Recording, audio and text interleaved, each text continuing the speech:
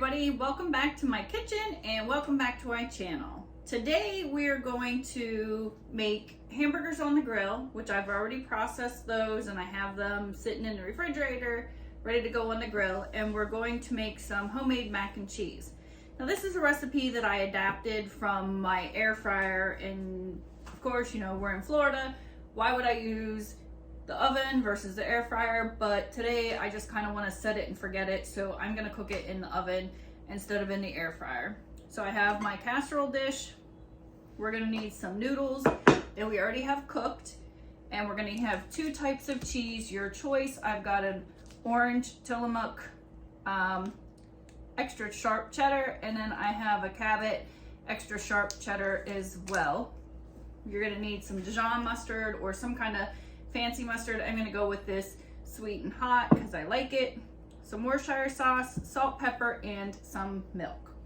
So the first thing that you're going to do, if you're going to use a whole entire box, you're going to use both entire blocks of cheese. I'm going to cut this in half today, so I'm only going to do half of this block and half of that block.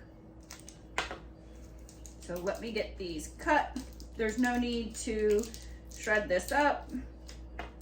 We're just going to put them in there, the entire block and all.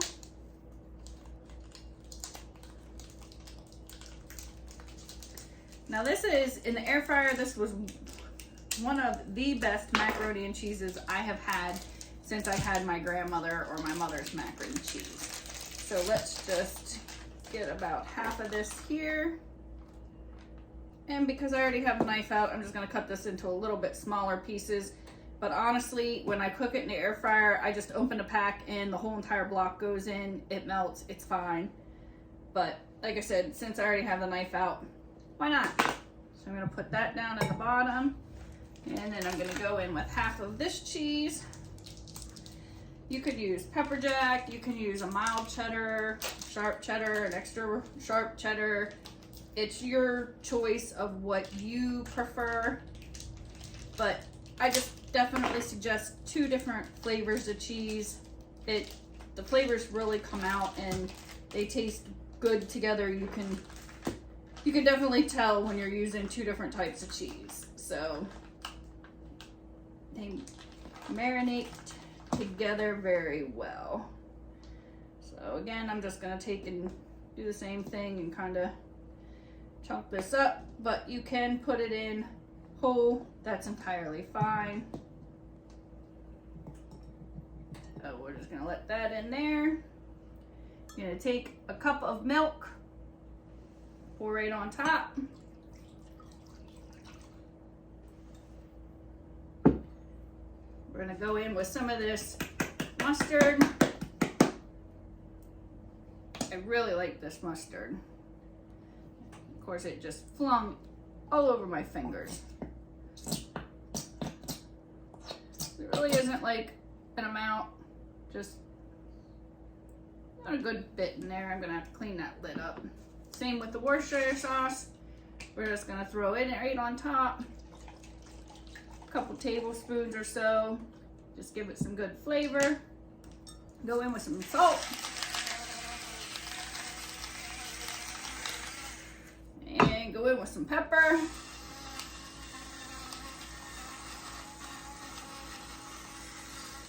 And then we're gonna sprinkle a little bit of flour in here. That'll help thicken it up as well. You don't need a whole lot. You just kind of sprinkle a little bit right over it.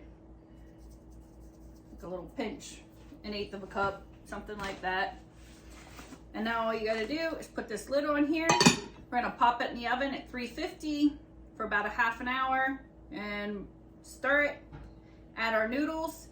Then we're gonna add a little bit more cheese, stir it, put it back in the oven for about 5-10 minutes, and it's good to go. This has been in the oven for a half an hour. It's all bubbly. We're gonna pull it out and we're gonna stir it around. So you got that frothy milk in there and your cheese. We're just gonna kind of mix this all in here. Your Worcestershire sauce and your mustard and some flour to thicken it up. And this will be like, it's kind of like making a roux in here, but it's not really a roux. Kind of is, because there is the flour and the liquid. You still got some chunks of cheese, so we're gonna melt this a little bit more yet. Alright, so we got that cheese mixture all nice and good. We got our noodles. We're going to throw some noodles in here, and then we're going to put some breadcrumbs on top, and then we're going to bake it and let it crisp up some. Got that all mixed in. Tastes real good. We're going to take and top it with a little bit of these breadcrumbs. Alright, so there it is. We're going to pop that back in here with no lid so it can brown. Alright, let's see what's happening. Oh yeah, that's what we're talking about. Look at that mac and cheese. Listen to that baby sizzle.